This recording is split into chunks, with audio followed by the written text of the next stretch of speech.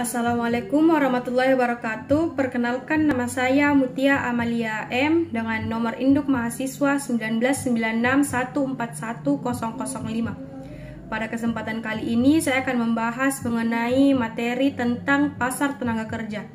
Nah, pasar tenaga kerja ini sendiri terdiri dari 3 bagian, yaitu dasar-dasar penentuan upah, peran serikat pekerja, dan diskriminasi SARA. Nah, pertama saya akan membahas mengenai dasar-dasar penentu upah. Dasar-dasar penentu upah ini sendiri juga terbagi dari 3 bagian, yaitu upah umum, permintaan terhadap tenaga kerja, dan penawaran tenaga kerja. Pertama, upah umum. Upah umum juga terbagi dalam 2 bagian, yaitu real dan nominal. Real merupakan kekuatan daya beli dari 1 jam kerja atau upah yang didasarkan pada kekuatan daya beli. Upah real juga dikaitkan dengan peningkatan pendapatan yang dikurangi dengan inflasi.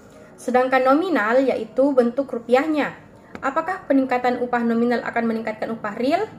Belum tentu, karena upah nominal merupakan upah yang sekedar angka-angka, sedangkan upah real berkaitan dengan daya beli. Berikutnya, permintaan terhadap tenaga kerja. Permintaan terhadap tenaga kerja ini sendiri berhubungan dengan produktivitas marginal, yaitu semakin tinggi produk marginalnya, maka tingkat labor semakin turun.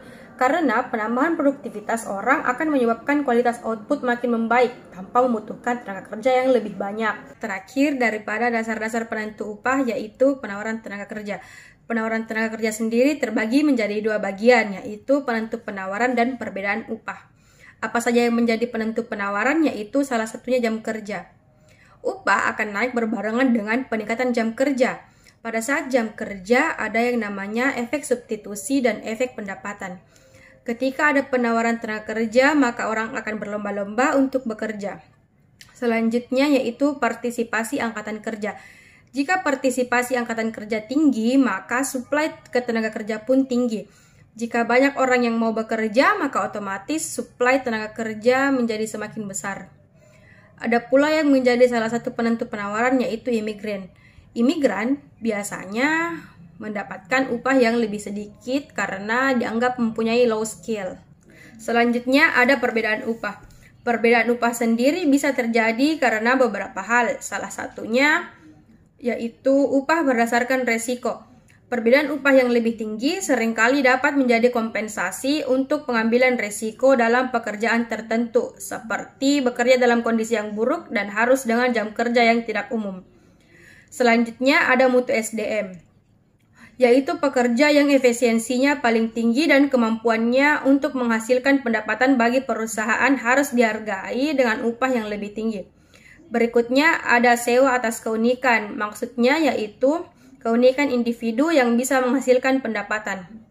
Terakhir ada pasar segmentasi, yaitu kegiatan yang membagi suatu pasar menjadi suatu kelompok yang berbeda-beda dengan kebutuhan, karakteristik, atau perilaku yang berbeda pula. Nah, berikutnya bagian kedua daripada pasar tenaga kerja, yaitu ilmu ekonomi tentang serikat pekerja. Sejarahnya sendiri yaitu pada tahun 1881 mulailah terbentuk di Amerika yang dipelopori oleh Samuel Gompers.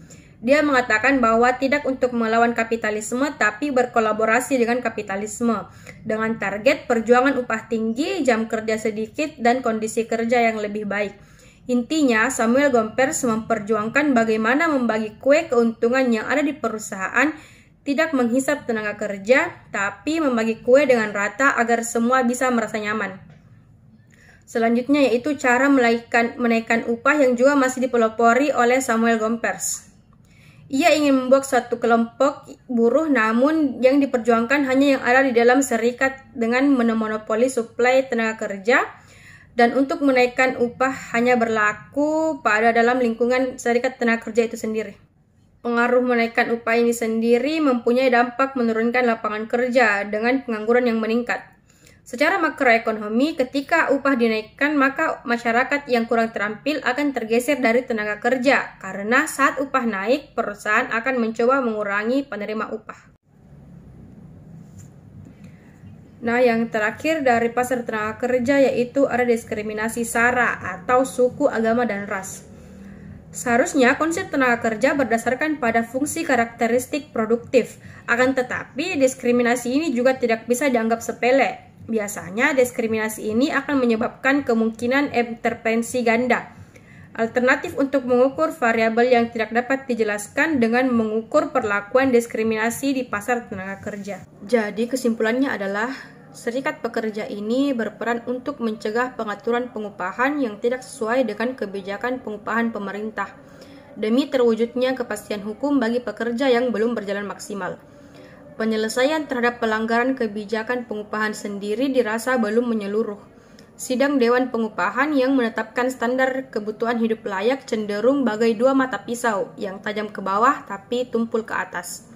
Hal tersebut disebabkan oleh tumpang tindih peraturan yang di satu sisi memberi jaminan kepada serikat pekerja, tetapi di sisi lain memberikan lampu hijau bagi pengusaha untuk menangguhkannya.